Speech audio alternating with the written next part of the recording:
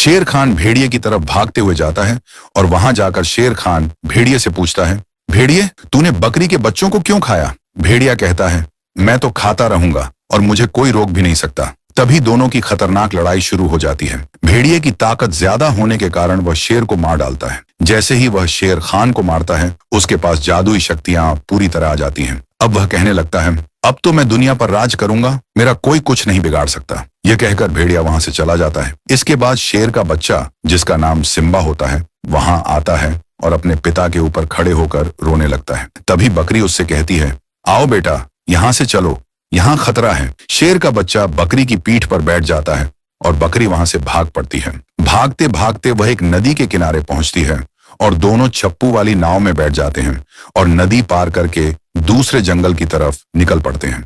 और दूसरे जंगल में पहुंचकर वे नाव से उतरते हैं और जंगल के अंदर चले जाते हैं। उधर भेड़िया अपनी जादुई शक्तियों से उस जंगल में राज कर रहा होता है। उधर बकरी। अगला पार्ट देखने के लिए तैयार रहें। भेड़िया अपनी जादुई शक्तियों से उस जंगल में राज कर रहा होता है। इधर बकरी और शेर का बच्चा जंगल में अपने लिए घर बनाने लगते हैं और घर बना लेते हैं। फिर बकरी शेर के बच्चे के लिए मछली पकड़ कर लाती है। शेर का बच्चा उस मछली को आग पर पकाकर खाता है। अगले दिन बकरी फिर से उसके लिए खाना लाने जाती है।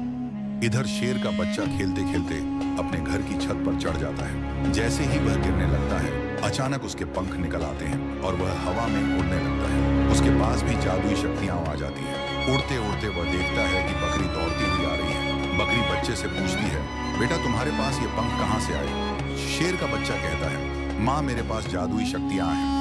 बकरी कहती है, ठीक है बेटा, ये बात किसी को मत बताना। एक दिन शेर का बच्चा सिम्बा बड़ा हो जाता है। तब बकरी उसे उसके कबीले के बारे में सब कुछ बता देती है। ये सुनकर सिम्बा कहता है, अगर ऐसा है तो मैं अभी जाता हूँ। उस खतरनाक भेड़िए को नहीं छोड़ूंगा।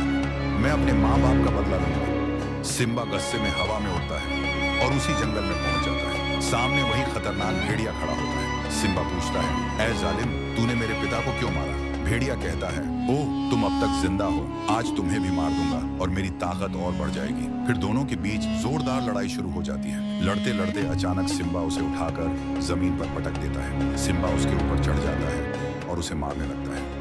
आखिरकार भेड़िया मर जाता है और सिम्बा अपने पिता का बदला ले लेता है। ऐसी और मजेदार वीडियो देखने के लिए हमारे YouTube चैनल को सब्सक्राइब करें। जैसे ही भेड़िया गधे को जादुई पानी पिलाता है, गधा शेर बन जाता है।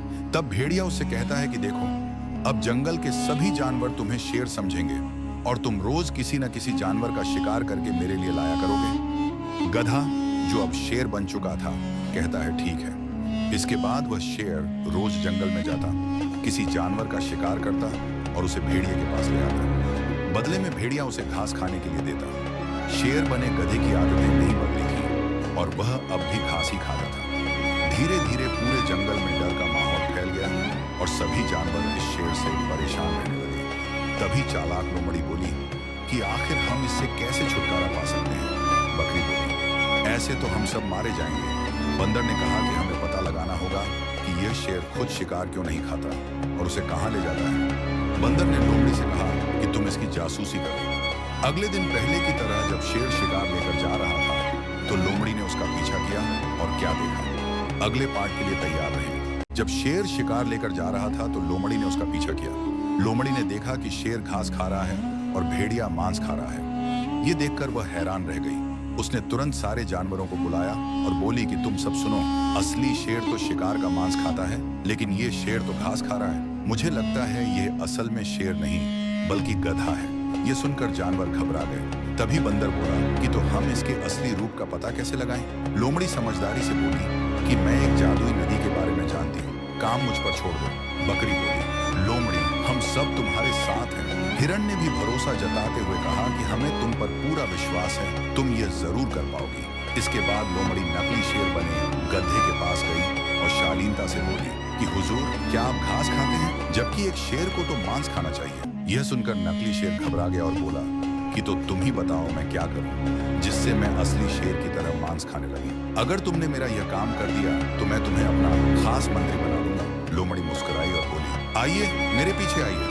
गधा शेर उसके पीछे पीछे चलता हुआ उस जादुई नदी तक पहुंचा। लोमड़ी ने कहा कि आप इस नदी के पानी से स्नान कर लीजिए, आप तुरंत असली शेर बन जाएंगे। नकली शेर जल्दी जल्दी नदी में उतरा और डुबकी लगाई, लेकिन वह फिर से अपने असली गधे के रूप में वापस आ गया। यह देखकर जंगल के सारे जानवर दंग रह गए और उनकी शंका सच साबित हो गई कि वहां सच में शेर नहीं बल्कि सिर्फ शेर की खाल ओढ़ा हुआ गधा था। ऐसी और मजेदार वीडियो देखने के लिए हमारे YouTube चैनल को सब्सक्राइब करें। विशाल एनाकोंडा ने मौका देखकर शेर के नन्हे बच्चे को पकड़ लिया और उसे पानी में ले गया। किनारे पर बैठी बकरी यह सब देख रही थी। वह दौड़ती हुई शेर के पास आई और बोली, शेर राजा, विशाल सांप तुम्हारे बच्चे को उठाकर नदी के उस पार ले गया है। शेर बोला, इतनी हिम्मत? शेर तेजी से दौड़ता हुआ पानी के किनारे पहुंचा, पर वहां कुछ नहीं मिला। वह ढूंढते ढूंढते एक बूढ़े कछुए के पास गया और बोला, कछुए भाई, क्या तुमने मेरा बच्चा देखा है? कछुआ धीरे से बोला, राजा साहब, मुझे कुछ नहीं पता, मैं तो सूरज की तपिश से बचने के लिए आराम कर रहा था। शेर आगे बढ़ा और एक बड़ी मछली के पास पहुंचा। शेर ने पूछा,